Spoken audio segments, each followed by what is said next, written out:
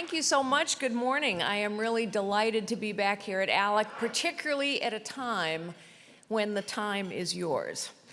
And that's really what I want to talk about today, the incredible opportunity and responsibility that all of you now have as we barrel towards 2017. It's always a pleasure to be with ALEC because it's a pleasure to be with so many men and women who believe that all of us must be really actively engaged in order to achieve a more perfect union. I have traveled the globe for almost 50 years. I have seen business from the very bottom, the very small, the very local. I started out as a secretary in a 9-person real estate firm, all the way to the very top, the very big, the very global. HP operated in 156 countries around the world. I have led global charitable organizations, and as a result of that privilege and that work, I've broken bread with people under the most desperate of circumstances. But it's also true that through my policy and advisory work, I've dined with presidents and monarchs at tables that groaned under the weight of excess. Over the last 3 years, I've spent countless hours in American living rooms and dining rooms, in VFW halls, in school cafeterias, and Kiwanis clubs. I even attended the Global Pork Congress. Yay! I've spent time in every state in our nation discussing our politics and our problems with Americans of all walks of life. First, as a leader of a political organization called Unlocking Potential, which is focused on re-engaging women in the political process.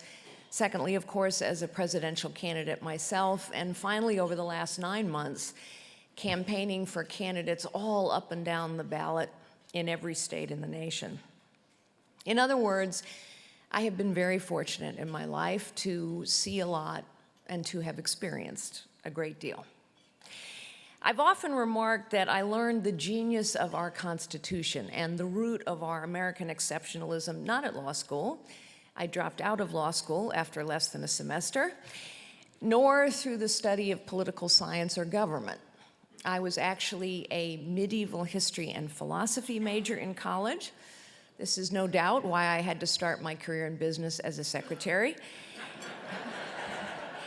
No, I figured out why our Constitution is so unique and so important, and why we are such an exceptional country, by going to work, living life, and seeing the world. I learned along the way that everyone has potential, far more than they realize. I learned that people can figure out how to solve the problems that impact them, if they are given the opportunity, the tools, the training, and the support to do so. I learned that power concentrated for too long in too few hands, no matter how well intended, is always, ultimately, power abused. I also learned that progress requires pragmatism, not perfectionism. Real problem solving requires prioritization. And perhaps most importantly, positive change demands a belief in possibilities rather than resentment over limitations. And so I want to speak today, before I get to your very special opportunity and role, I want to speak today about pragmatism and problem solving and possibilities. This election, up and down the ballot, in state after state, was a triumph of pragmatism. For all the pollsters and the pundits and the political professionals who expressed shock over the outcome of this election, from the White House to the sweep of Republicans in the State House, I remind them of a consistent finding by Gallup. For several years now, Gallup has found that 80% of Americans believe the federal government has grown incompetent, corrupt, and allows problems to fester. 80% of us also believe that we have grown over the last several decades a professional political class and an industry around that class that has grown to care more about their own position, their own power, and their own privilege than on getting the people's work done. 80%, think about that number, 80% means virtually all Americans agree Men, women, young, old, rich, poor, from every walk of life and every ethnicity. Things aren't working very well anymore.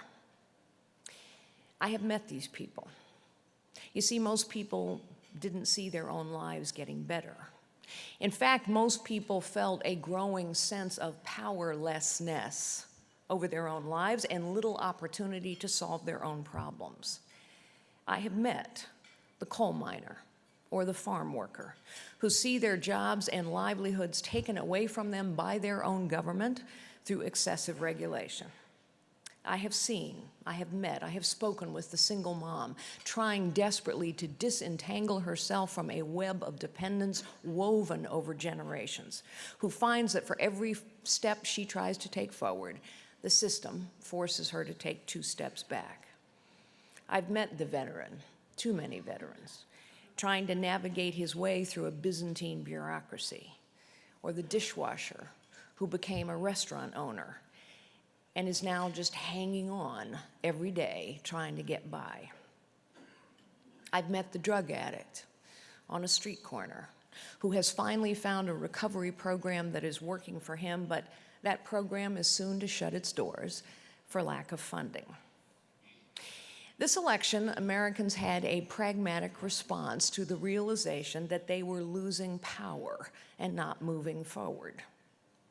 They said, we need change, not more of the same.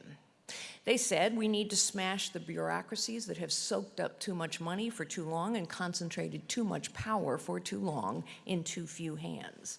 We need to restore, they've said. We need to restore more power back where it belongs, in states, in communities, in families, in citizens. And we need to vote for people who actually believe in citizen government, not just more big government.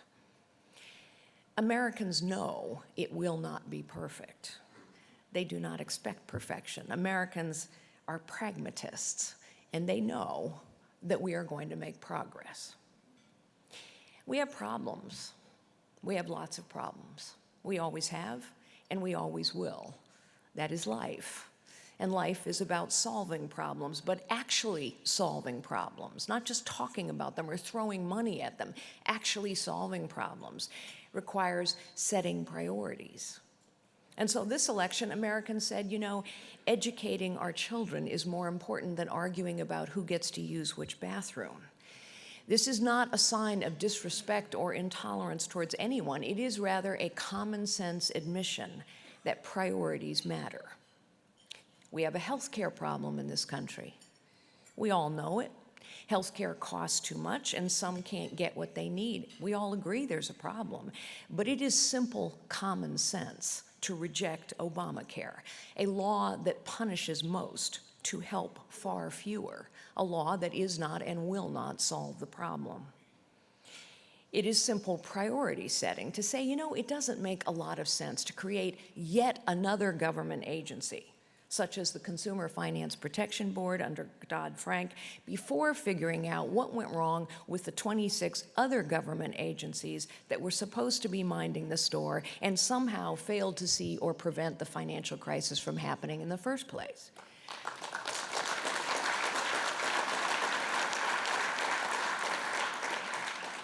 And citizens said, creating more jobs is a higher priority than standing by a global climate agreement that cannot cool the Earth's temperatures, but will destroy more jobs.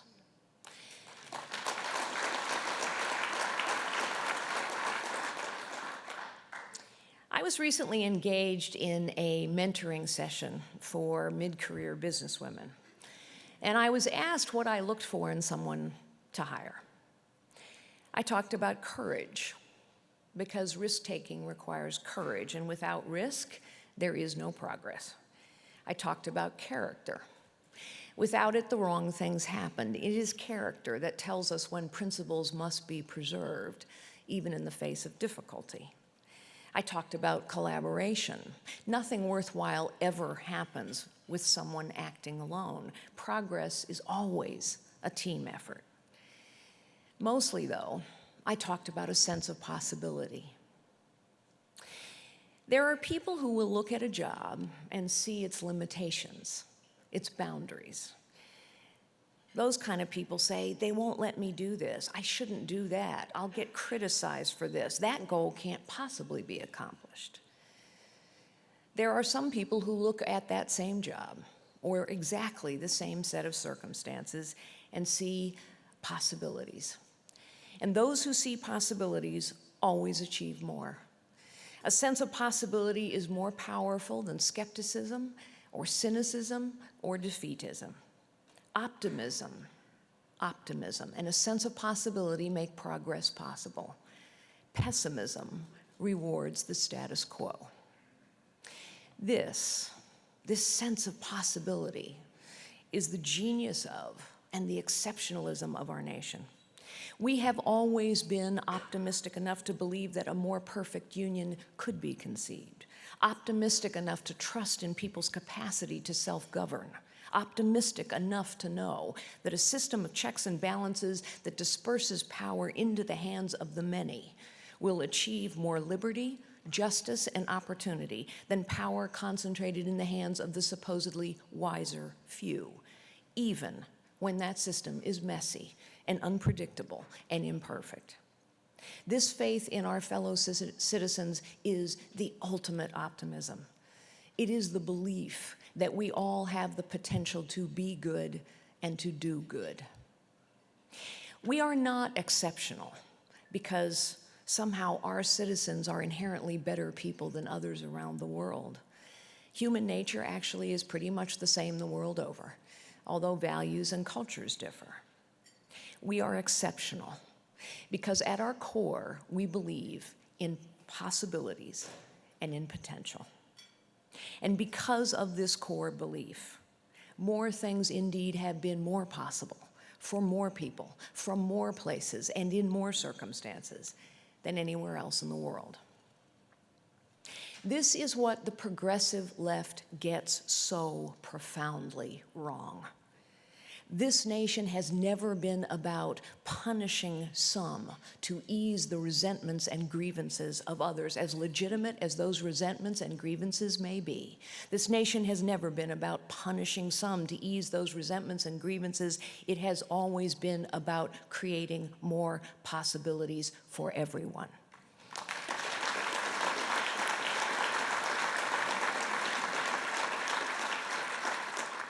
And I must say, as a woman, I have to pause and say that nowhere has the progressive left gotten this more wrong than on feminism.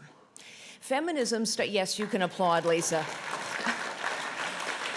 Feminism started out being about empowerment, allowing women to participate as fully equal citizens and contributors, but somehow along the way, the left hijacked it. My candidacy for presidency was called by more than one women's group an offense to women, because somehow I did not believe the things the left said I should. Feminism became, for the left, about strict adherence to a litany of left-wing causes and resentments. So here's my definition. A feminist is a woman who uses all of her God-given gifts and lives the life she chooses on her own terms.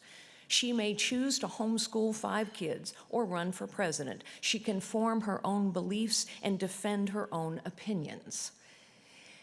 As American women, we know we still face some unique challenges that men do not. But we also know that we are the most educated, the most liberated, the most powerful generation of women in history and throughout the world. And our lives are filled with endless possibilities for impact, for progress, for leadership, for positive contribution. The progressive left believes in limitations, resentments, and grievances, zero sum. Some are going to have to lose for others to win. Some must be punished so others can make progress. And only government or some wise few can adjudicate between competing grievances and decide who wins and who loses. Americans soundly are rejecting this philosophy.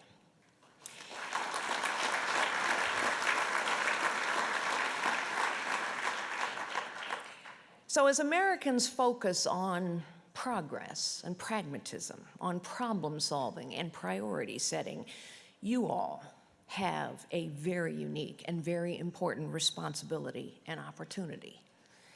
We have figured out as a nation, our citizens, our voters have figured out as a nation that asking the federal government to solve every problem simply doesn't work. It just creates new, frequently worse problems. We've remembered, as citizens of this nation, we have remembered that people closest to the problem usually understand how to fix it. They need the opportunity, the support, the tools, and the training. But people can fix their problems. And we have reaffirmed that a citizen government, in a citizen government, states and communities need